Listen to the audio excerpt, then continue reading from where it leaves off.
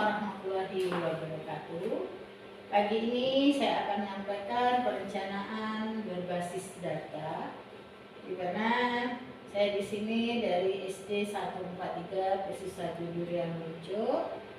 Perkenalkan, nama saya Eda Nurizi. Saya sebagai kepala sekolah di SD 143 Persis 1 Durian Lucu.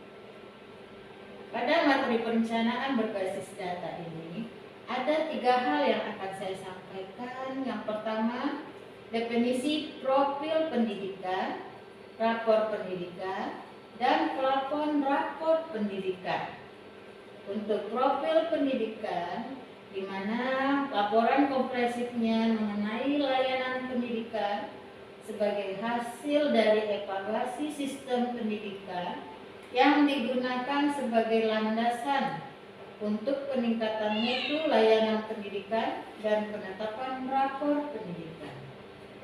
Selanjutnya, untuk rapor pendidikan, ada indikator terpilih dari profil pendidikan yang merefleksikan prioritas Kemendikbudristek yang digunakan untuk kinerja daerah dan satuan pendidikan. Rapor pendidikan diperoleh dari perbandingan nilai indikator antar tahun yang akan dimulai sejak tahun 2023. Selanjutnya, plafon rapor pendidikan, di mana pada plafon rapor pendidikan merupakan aplikasi berbasis web yang menampilkan informasi profil pendidikan dan rapor pendidikan.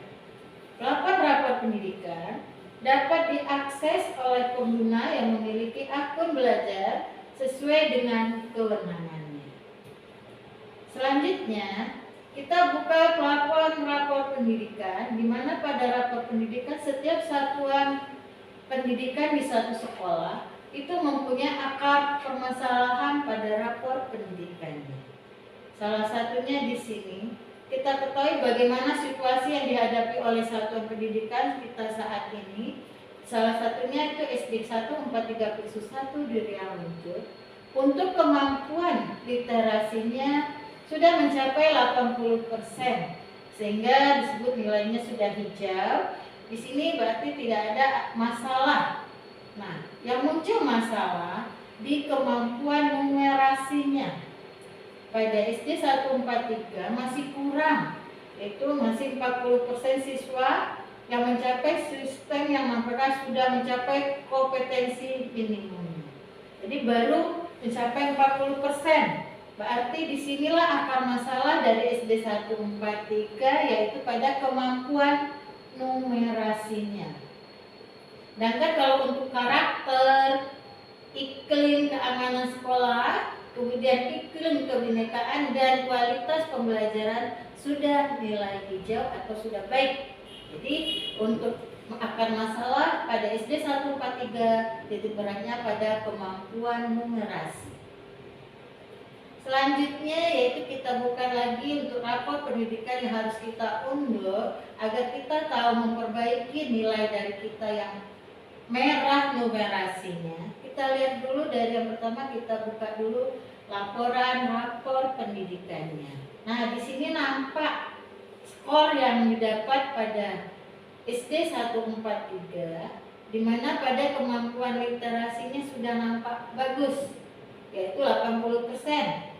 Sedangkan untuk kemampuan numerasi 0,0%, walaupun sudah disebut nilai minimumnya tadi 40%.